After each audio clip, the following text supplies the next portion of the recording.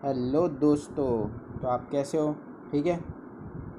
अब हम क्या करेंगे, इसकी थ्योरी। ठीक है, और कुछ भी नहीं, बाकी सब आपके क्वेश्चंस हो चुके हैं। तो देखो, पहले क्या, the law of partnership is contained in the Indian partnership act 1932 which come into force. ये डेट ज़रूर ध्यान रखना आप, एक, ठीक है ना, 1/10/1932। ठीक है, कब फोर्स हुआ था? ठीक है, इट एक्सटेंड टू द, और किसको छोड़ के? जम्मू और कश्मीर को छोड़ के। Prior to this act the law of partnership was dealt with under the Indian Contract Act 1872। ठीक है, पार्टनरशिप क्या होती है? Partnership is association of two or more person who have agreed to combine their financial resources and managerial abilities to run a legal business and share a profit in agreed ratio। क्या होती है partnership? Partnership में दो और उससे ज़्यादा काम कर सकते हैं। ठीक है, अपना कंबाइन करते हैं फाइनेंशियल रिसोर्सेज को और रन करते हैं एक लीगल बिजनेस को, और share profit in the agreed ratio. उनके जो एग्रीड रेशियो उसी में ही शेयर प्रॉफिट बटेगा। अब इन्होंने अलग अलग, जैसे एक ऑथर है सर फ्रेडरिक पोलॉक, ठीक है ना, पोलॉक, उसने भी यही बोला है। ठीक है, और the person who have entered into partnership with one another individually are called partners. ठीक है, and collective the name under which the business is carried is called firm name. ठीक है, अब ये पीछे आपके क्वेश्चन पूछा गया है, नीड ऑफ पार्टनरशिप। तो limitations of sole proprietorship, namely limited capital, lack of managerial efficiency and uncertain existent partnership is desirable. इसका क्वेश्चन मैं आपको बताऊंगा। ठीक है, अब करेक्टरिस्टिक्स है पार्टनरशिप के, दो और से ज़्यादा, to or more than to persons. इसमें क्या है, देखो, there must be at least two persons to form a partnership and all such partners to competent to contract, यानी लीगल होने चाहिए, यानी एडल्ट होने चाहिए 18 ईयर्स तक। ठीक है, अब जैसे आएगा, according to Indian Contract Act 1870, a minor person of unsound mind and person disqualified by any law are not compelled to contract। मैंने पहले ही ऊपर बोल दी थी, एडल्ट नहीं हो, 18 ईयर्स का नहीं हो, तो कॉन्ट्रैक्ट में नहीं आ सकता। ठीक है ना, unsound mind and disqualified by any law। if any time the number of partners in firm gets reduced to one, the firm is disclosed। if any time the number of partner in firm gets the reduced to the firm is disclosed, यानी बंद हो जाएगी। ठीक है, the partnership act does not prescribe the maximum number of partners in firm. However, देखो ये बोल रहा है कि पार्टनरशिप ने ये नहीं बताया कि कितने मैक्सिमम नंबर, यानी कितने मैक्सिमम मेंबर होने चाहिए, मतलब मिनिमम नहीं, मैक्सिमम कितने हम उसमें डाल सकते हैं, कितने पार्टनर्स इसमें पार्टनरशिप डीड में आ सकते हैं। तो ठीक है, तो सेक्शन इन्होंने बोला सेक्शन 464 के तहत companies act 2013 empowers the government to prescribe maximum number of partners in firm to subject to maximum of 100। the government has prescribed maximum number of partners in firm to be 50। Rule 10 of companies. ठीक है, ये 2013 के तहत था, ये 2014 के तहत है। ठीक है, तो आपके मिनिमम 2 होते हैं और मैक्सिमम 50। अब एग्रीड अमंग पार्टनर्स क्या होगा? अब इसमें जो पार्टनर्स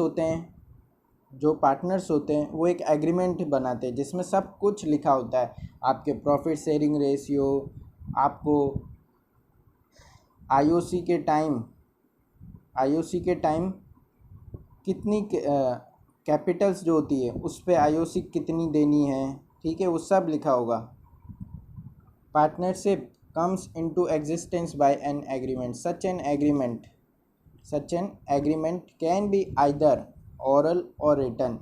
हाँ, एग्रीमेंट दो तरीके के होते हैं, ओरल भी और रिटर्न भी, ठीक है. But to avoid any dispute it is better to have a written agreement called a partnership deed. अगर रिटर्न एग्रीमेंट होगा तो ही पार्टनरशिप डीड कहलाएगी, ठीक है. But to according to section 5 of Indian Contract Act, partnership arise from contract and not from the status, ठीक है. Where there is no agreement there can not be partnership. अगर agreement नहीं होता है तो पार्टनरशिप नहीं कहलाती है. अब शेयरिंग ऑफ प्रॉफिट क्या होगा, इसमें अपने प्रॉफिट को शेयर करेंगे. The object of partnership must be to make a profit must be distributed among the partners in agreed ratio. Agreement में जो रेशियो लिखा होगा इनके बीच में वही रेशियो में इनको डिस्ट्रीब्यूट होगा, ठीक है ना, डिस्ट्रीब्यूट होगा. Usually partners also share loss in the ratio of profit, but it is not essential that the partner must share the loss also, ठीक है. अगर जैसे इन्होंने एग्जांपल लिया, a minor partners get share in profit but not in loss. एक minor आ सकता है प्रॉफिट में शेयर लेने के लिए बट लॉस में नहीं आ सकता वो, ठीक है. कैरिंग अ बिजनेस, लॉफुल बनाना अपने बिजनेस को. बिजनेस इंक्लूड्स एवरी ट्रेड, ठीक है, वोकेशनल एंड प्रोफेशनल. अब ये वही है, carried by all, any of them, acting for all, सब में अब वही आपको दिखेगी. एक्ट क्या है, 1932 है आपका एक्ट, ठीक है. Unlimited liability, the liability of partner for acts of the firm is unlimited. All the partners are liable jointly and severally to third party for the acts of the all firm, for all the acts of the firm. इसका कोई separate existence नहीं हुआ है, ठीक है. No separate legal entity from partners, ठीक है. अब हमारे टाइप्स क्या है पार्टनरशिप के, देखो टाइप्स में हमारे चार है, लाइबिलिटी, टाइम, ऑब्जेक्टिव और लीगलिटी. लाइबिलिटी में एक होती है लिमिटेड, एक होती है अनलिमिटेड, एक होती है दूसरा टाइप इसका. एक टाइम पे दो टाइप्स है अंदर, एक फिक्स टाइम और एक नो फिक्स टाइम, ठीक है. अब एक होती है based on objective, third type है इसका. थर्ड टाइप के भी अंदर दो टाइप और है, एक विल पे होती है, एक पर्टिकुलर पे होती है, ये तीसरा टाइप. अब चौथा टाइप आपका लीगलिटी, एक होती है लीगल और एक होती है इलीगल. पार्टनरशिप भी देखो चार तरीके की है, उसमें भी दो अंदर हो रखी है. अब पहला है हमारा लाइबिलिटी. लाइबिलिटी क्या होती है, दो तरीके की होती है, एक होती है लिमिटेड, एक होती है अनलिमिटेड. अब इसमें क्या होता है, आपको क्या होगा कि आपकी जो लाइबिलिटी है, अब जैसे कोई लॉस हो गया तो आप अपनी लिमिटेड लाइबिलिटी ही लगा सकते हो, पर्सनल लाइबिलिटी आप नहीं लगा सकते हो. जबकि अनलिमिटेड लाइबिलिटी में आप अपनी पर्सनल प्रॉपर्टी भी लगा सकते हैं. देखो पढ़ते हैं limited liability. Partnership is corporate under a partnership act 2008. It is an artificial person, ये एक आर्टिफिशियल पर्सन है. It is a separate entity and perpetual existence. It is a common seal which is based on limited liability under LLP. Liability of partner is limited and firm has no right over partners personal property. मैंने क्या बोला था, limited में आप कभी भी personal property नहीं लगा सकते, अनलिमिटेड में लगा सकते हो. This type of partnership in which liability of all partners is unlimited, ठीक है. अब हम चलते हैं अगली, पार्टनरशिप अकॉर्डिंग टू टाइम. देखो मैं शॉर्ट में बता देता हूँ, फिक्स टाइम और नॉन फिक्स टाइम में एक पर्टिकुलर फिक्स टाइम इधर हो जाता है, पर्टिकुलर फिक्स टाइम एक फिक्स पीरियड ही रखते हैं, ठीक है. when duration of partnership is fixed by partner by an agreement is said to be partnership for fixed period. Such partnership comes to end on the expiry on the term, ठीक है. Fix में मतलब time का एकदम fixed, और non fixed में duration is not fixed, it is a partnership for which no duration has been fixed. देखो वही बोला था मैंने। अब ऑब्जेक्ट्स के हिसाब से आते हैं, एक होती है विल और एक होती है पर्टिकुलर। देखो, if all the partner wish to continue the business even the after the expiry of fix term, the partnership at will. यानी क्या बोल रहा है, अगर सब पार्टनर चाहते हैं कि आगे और करे बिजनेस को after the expiry of the fix term, time से भी ऊपर हो गया हो, तो उसे बोलते हैं पार्टनरशिप एट विल। ठीक है। अब पर्टिकुलर पार्टनरशिप क्या होती है, when a partnership is formed for particular adventure और undertaking it is called particular partnership. ठीक है। जब पार्टनरशिप फॉर्म ही इसीलिए हुई हो पर्टिकुलर एडवेंचर और अंडरटेकिंग के लिए, उसे बोलते हैं पर्टिकुलर पार्टनरशिप। अब such partnership comes to an end on the completion of the adventure और अंडरटेकिंग। देखो, अब लीगलिटी में देखो दो आती है, एक लीगल और एक illegal. Partnership establish under rules and regulations of the country. देखो, पार्टनरशिप जब इस्टेब्लिश होती है तो उसके रूल्स और रेगुलेशंस होते हैं कंट्री के, जो कि हमारे को करने पड़ते हैं, नियम। ठीक है। अब इलीगल में मैं आपको एक 4 बताऊंगा। देखो, पहले तो पार्टनरशिप बनी इस्टेब्लिश ही इसीलिए की हो कि इलीगल पर्पस के लिए, और when A number of partner is less than 2 और more than 50, when the business of the firm is the against public policy और इंटरनेशनल पॉलिसी। आपका जो बिजनेस है यानी फर्म है वो अगेंस्ट है पब्लिक पॉलिसी, या फिर पब्लिक पॉलिसी को दूसरा नाम बोलते हैं international policy. When a person of alien name is admitted as a partner in firm. ये जो भी थे ये सब इलीगल के थे। लीगल में आपको सिर्फ उसके जो जिस कंट्री में आप रहते हो उसके रूल्स एंड रेगुलेशंस करने पड़ते हैं, उनको अपनाने पड़ते हैं। ठीक है। अब पार्टनरशिप डीड क्या होती है, the written agreement among the partners is known as partnership deed. अब देखो, ये आपके कुछ पॉइंट्स हैं, 22 है, कम से कम आप 10 तो कर ही ले लेना। ठीक है, 10 तो कर लेना। देखो, पहले क्या बोलते हैं, नेम और एड्रेस ऑफ द फर्म, फिर होगा name and address of the partners, फिर नेचर क्या है बिजनेस का, प्रॉफिट शेयरिंग रेशियो क्या है, कैपिटल कंट्रीब्यूशन क्या है, आपके क्वेश्चंस पे से भी ये आ रहे हैं, और आईओसी क्या है, आईओसी है, ड्राइंग्स है, आईओडी है। हाँ, देखो, salary, commission, auditing of accounts, duration of partnership, interest on partners loan भी आपके क्वेश्चन में है। कितने लगाते हैं हम, 6% पर एनम लगाते हैं पार्टनर्स पे। ठीक है। अब देखो, मेथड ऑफ मेंटेनिंग है partners capital account, rights, duties, liabilities of partners, settlements of distributes. ठीक है। Modes and cases of distribution of firm, rules to be followed in case of admission of new partner, method of valuation and accounting treatment of goodwill in case of admission, retirement and death of partner.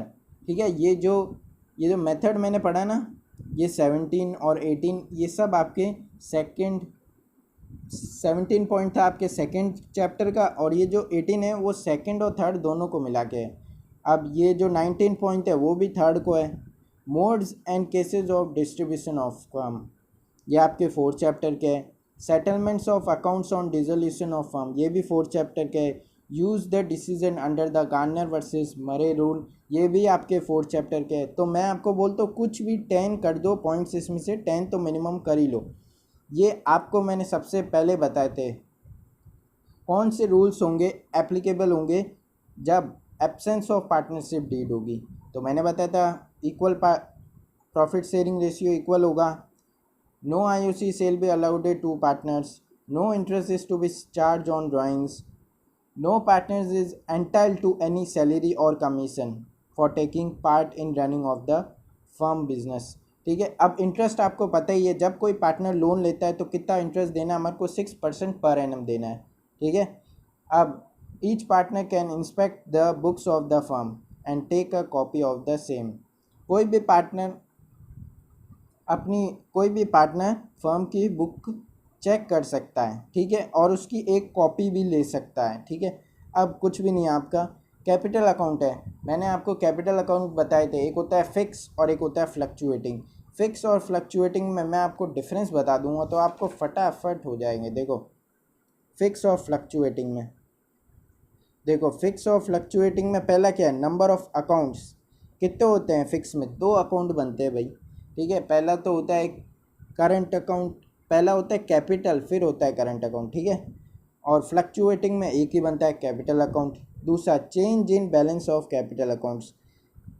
When the capital accounts are fixed, the balance in capital accounts usually remain unchanged during the life time of the business. जब capital account fix होंगे, जो fix होंगे, तब उनका जो balance होगा capital accounts का वो रिमेन अनचेंज ही रहता है जब तक वो during the life time of the business. छोड़ के, क्या छोड़ के, जब कैपिटल इंट्रोड्यूस्ड हुई हो और विड्रॉन हुई हो परमानेंटली। और वही ये क्या होता है, इसके 1 to अनदर ईयर चेंजेस होते रहते हैं, फ्लक्चुएटिंग होती रहती है balance of the capital accounts, ठीक है। अब बैलेंस क्या होता है कैपिटल अकाउंट का, फिक्स कैपिटल में ऑलवेज क्रेडिट बैलेंस होगा, और वही फ्लक्चुएटिंग में डेबिट भी हो सकता है क्रेडिट भी हो सकता है, ठीक है। अब रिकॉर्डिंग ऑफ ट्रांजेक्शन्स, अब कैपिटल अकाउंट में, फिक्स कैपिटल अकाउंट में पहले कैपिटल होता है फिर करंट होता है। कैपिटल अकाउंट में ये जो भी transaction relating to drawings, IOD, IOC, salary, share in profits, ये नहीं आते हैं, ये सब आते हैं करंट अकाउंट में, ठीक है। इधर सिर्फ 2 ही चीज़ें आती है कैपिटल अकाउंट में, एक तो इंट्रोड्यूस्ड कैपिटल और एक विड्रॉन कैपिटल।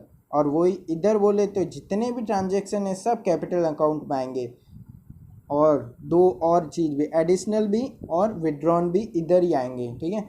अब हम आगे चालू करते हैं आपकी, ठीक है। अब पीएनएल एप्रोप्रिएशन अकाउंट क्या होता है, ये एक एक्सटेंशन होता है पीएनएल अकाउंट की तरह। ये एक नॉमिनल अकाउंट होता है, ये क्रेडिटेड होता है with net profit and IOD of the partners. और डेबिटेड क्या होता है, IOC, salary, commission and transfer to reserve. जो भी प्रॉफिट फिर बचता है, यानी जो भी प्रॉफिट आता है वो डिस्ट्रीब्यूट हो जाता है पार्टनर्स के बीच में, जो कि एग्रीमेंट में लिखा हो, प्रॉफिट शेयरिंग रेशियो जो है, ठीक है। अब आपके देखो आगे बढ़ते हैं हम। अब आईओसी क्या होती है, आईओसी उसे कहते हैं, आईओसी उसे कहते हैं जो कैपिटल्स पे लगती हो। IOC is allowed only if the mention under the partnership deed. हाँ भाई, जब तक अगर क्वेश्चन में लिखी भी नहीं होगी तब तक आप कैसे चढ़ाओगे। इसके मैंने आपके 5 केसेस भी बताए थे। It is computed at the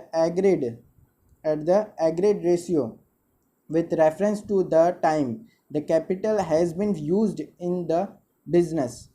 IOC is computed on the open balance of the partners capital। मैंने बताया ना, आपकी जो ओपनिंग कैपिटल होती है उसी पे ही IOC डलती है। अगर एडिशनल कैपिटल होती है तो उस पर भी डलेगी, ठीक है। अब ये वही है, आपको फॉर्मेट है ओपनिंग कैपिटल, ठीक है। कैसे ओपनिंग कैपिटल निकालनी, तो ऊपर कैपिटल एट द एंड, इसको बोलते हैं क्लोजिंग कैपिटल भी बोलते हैं। फिर ड्राइंग से ऐड कर दी, लेस एडिशनल कैपिटल, प्रॉफिट, ठीक है। ये देखो, अब ये थे आपके 5 केसेस जो मैंने आपको समझाए थे। अब आईओडी, पहले आईओडी को छोड़ दो। ड्राइंग्स का मतलब क्या होता है, एक ऐसी अमाउंट जो कि विड्रॉन हुई हो पार्टनर से, कैश से भी and kind for their personal use, ठीक है। If a partnership deed so provide IOD is charge. सीधी सी बात है, अगर पार्टनरशिप डीड एग्रीमेंट में लिखा हुआ होगा तो ही ये चार्ज होगी आईओडी, वरना नहीं होगी। और आईओडी क्या होती है, एक इनकम होती है फर्म के लिए। अब आगे हम और करते हैं। देखो पास्ट एडजस्टमेंट, देखो पास्ट एडजस्टमेंट कभी कभार क्या होता है, हम कुछ भूल जाते हैं, सब अकाउंट्स बनाते हैं ना, फिर भूल जाते हैं कुछ चीज़ें ऐसी, तो फिर हमारे को बाद में याद आता है तो हम फिर उसको सल्यूशन उसका ढूंढते हैं और फिर हम उसको तैयार करते हैं वापस। इसका मतलब वही, sometimes profit of the firm is distributed among the profit for particular period without giving a consideration to the terms and conditions let down in the partnership deed. Such ignored or omitted terms and conditions are required to be adjusted after the close of, last में जब हम बनाते हैं तो उससे पहले सारे उसमें पॉइंट्स आए कि नहीं आए देखने पड़ते हैं एक बार।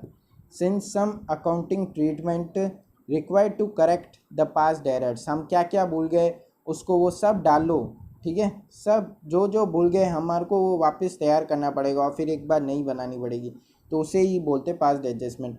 पास्ट एडजस्टमेंट में मैंने दो बताई थी, एक अगर एंट्री लिखा है तो हम क्या बनाएंगे एनालिसिस टेबल, और अगर एंट्रीज लिखा है तो हम बनाएंगे पीएनएल एडजस्टमेंट अकाउंट, ठीक है।